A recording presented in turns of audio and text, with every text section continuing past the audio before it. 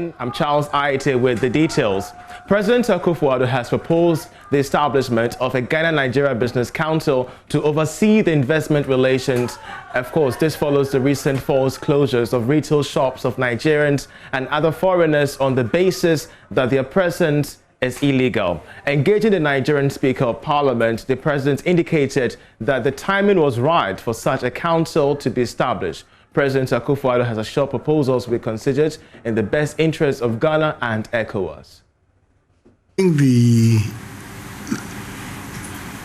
the way forward, which is really what matters in situations of this nature, the way forward that is being suggested, are all ones that instinctively I find very acceptable.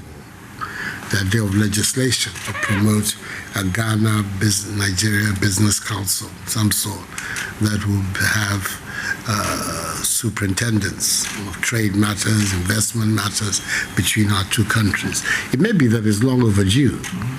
It may well be long overdue, but it's events that produce institutions and solutions. The time has come for it to be done, and it is, I think, a very worthwhile step that is being taken.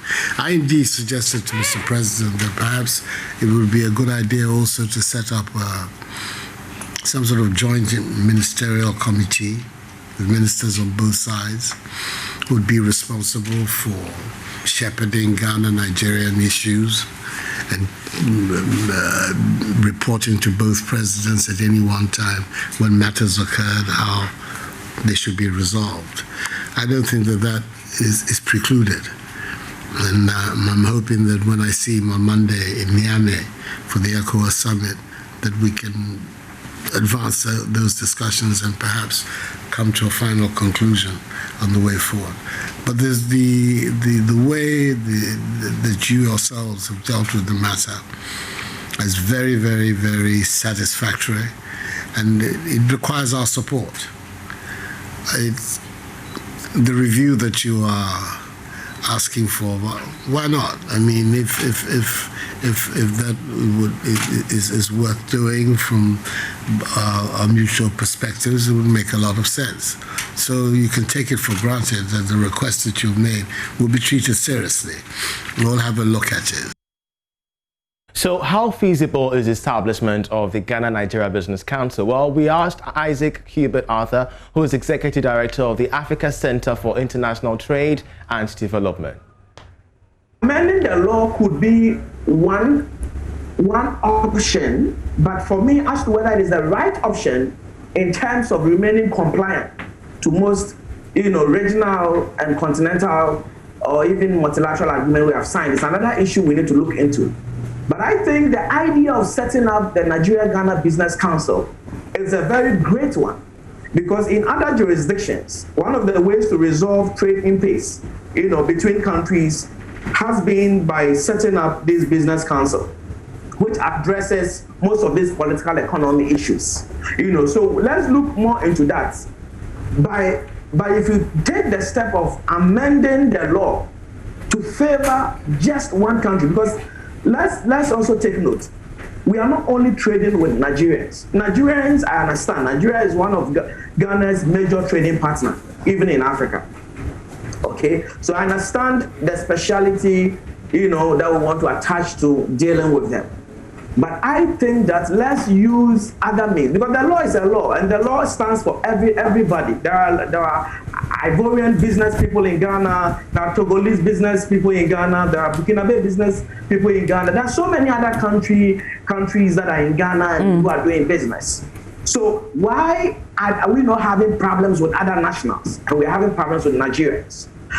We need to be careful. I understand we have to tread cautiously. We have to, make sure that we come up with a solution that favors our trade relationship with Nigeria. But let's also be mindful of others. Well, let's now connect with the president of the Ghana Union of Traders Association, Dr. Joseph Oben, on this development.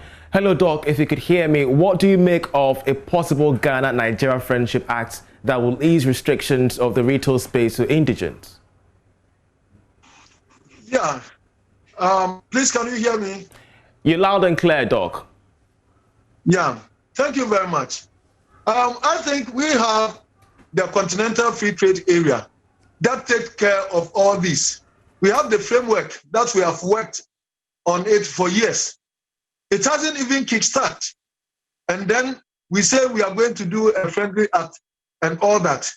I think that we have to take cautiously because what do we seek to get from such a relationship? That we are going to relax our laws and they're also going to relax their laws.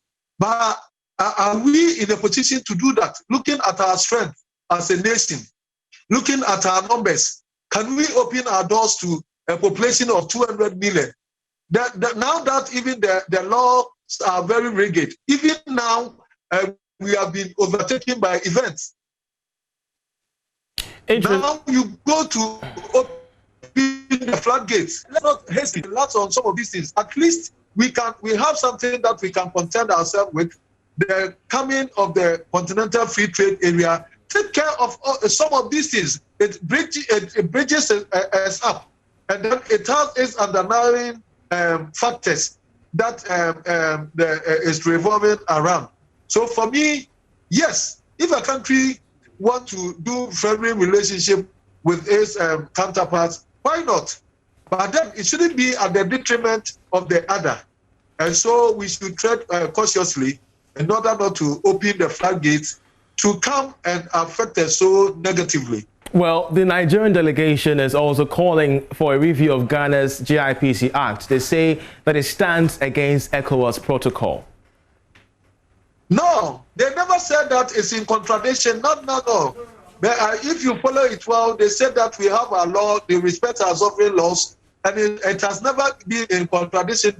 What they do is they are pleading that it is revised so that they can also come to that space. Great, but we have engaged you extensively on a possible review of Ghana's GIPC Act. Now we've seen the Nigerian delegation take this a notch higher to the presidency. Yeah, but the laws of a country is revised based on the details of the citizenry. It's not on the basis of the demands of a foreign entity. That's what we have to know. If you have a law, laws are made to protect the citizens. Laws are made to enhance on the general well-being of the citizens. And so it's for the citizens that have to agitate for its upward or downwards revision. It's not from outside. In this case, this law is very good because it seeks to protect our interests. Even at this stage, we are being overtaken by events. When you take it off, where will we be? So are we thinking, we think that we have problem outside, and we are not thinking that we have problem from within. This I cannot understand.